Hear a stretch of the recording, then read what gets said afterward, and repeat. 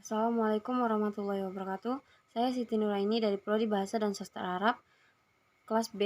Izin kepada Ustazah Wulan yang saya hormati untuk mempresentasikan materi dengan tema Majrurun bil Idhofa. Baiklah, bismillahirrahmanirrahim. Di sini saya akan menjelaskan tentang materi Majrurun bil Idhofa. Majrurun bil Idhofa adalah isim yang majrur karena idhofa.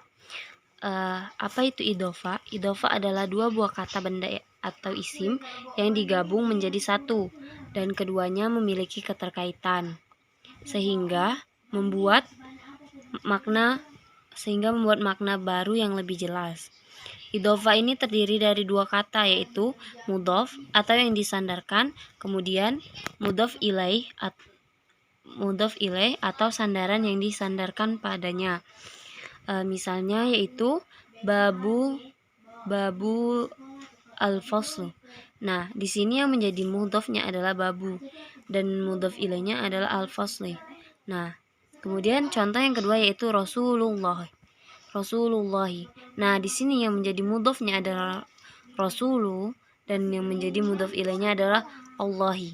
Nah, kemudian ketentuan dari mudhof. Mudhof sendiri memiliki ketentuan. Yang pertama, tidak boleh berawalan alif lam. Yang kedua, tidak boleh berakhiran tanwin. Contohnya yaitu kitabullah. Nah, tidak boleh menjadi al-kitabullahi. Nah, kemudian tidak boleh juga tanwin seperti kitabun Allahi. Nah, itu tidak boleh. Yang bolehnya yaitu kitabullahi tanpa alif lam dan tanpa tanwin. Nah, kemudian ketentuan yang ketiga yaitu bila berbentuk jamak atau musanna yaitu dua, maka huruf nun di akhir kata harus dihilangkan. Misalnya qalamun. Nah, di sini kan qalamun, satu pena, kemudian qalamani yaitu dua pena. Bila menjadi mudhof harus nun di akhir kata harus dihilangkan. Misalkan contoh dalam kalimat seperti ini. Qala Ahmada. Nah, misalkan ada nunnya yaitu qalamani Ahmada. Nah, ini tidak boleh qalamani Ahmada ini. Sehingga yang benar yaitu kalimatnya adalah qalama Ahmada. Karena dia bentuk jamak atau musanna yaitu menghilangkan nun atau harfun nun. Nah, kemudian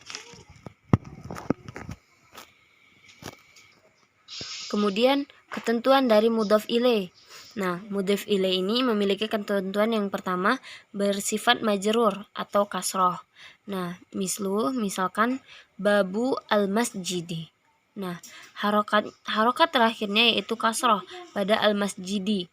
Nah, kemudian yang kedua, ketentuan kedua, bila berbentuk jamak atau musanna, maka huruf alif atau wawu sebelum terakhir huruf diubah menjadi ya, yaitu ya sukun. Nah, di sini saya beri contoh yaitu al-muslimuna. Al-muslimuna jamak dari muslim. Bila menjadi mudhof ilaih berubah menjadi muslimina. Nah, contoh kalimatnya yaitu baladu muslimina. Nah, di sini kan dia menjadi jamak atau musanna sehingga yang awalnya asal katanya yaitu muslimuna, nah menjadi jamak yaitu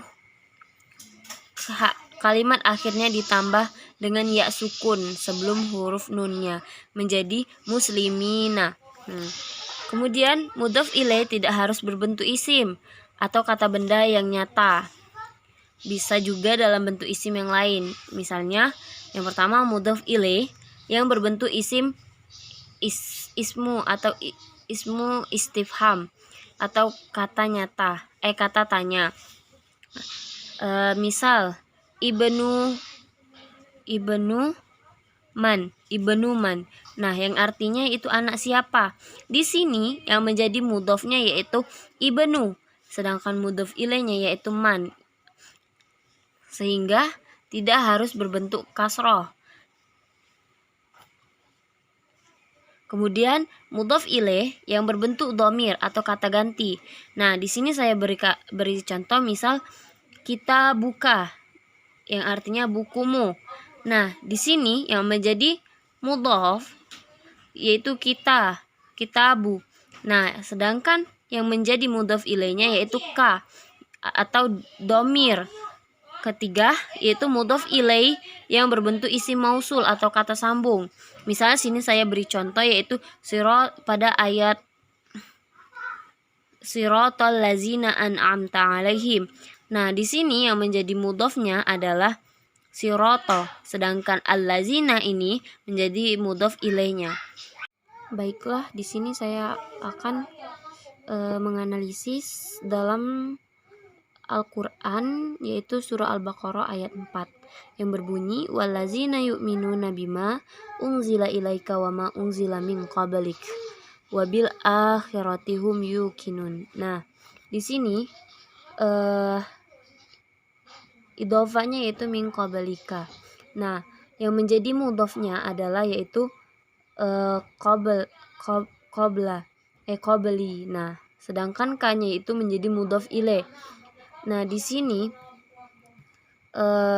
asal kata qabli ya ini yaitu qabla karena ada min yaitu huruf jar menjadi kasroh yaitu menjadi qabli, yang asal katanya dari qabla menjadi qabli. Nah, kemudian ka ini mudhof ilaihnya. Nah, mudhof ilaih ka ini yaitu merupakan isim domir. Baiklah, mungkin itu saja presentasi dengan tema majrurun bil idhofah dari saya. Kepada ustazah mohon untuk koreksinya. Syukran jazilan. Wassalamualaikum warahmatullahi wabarakatuh.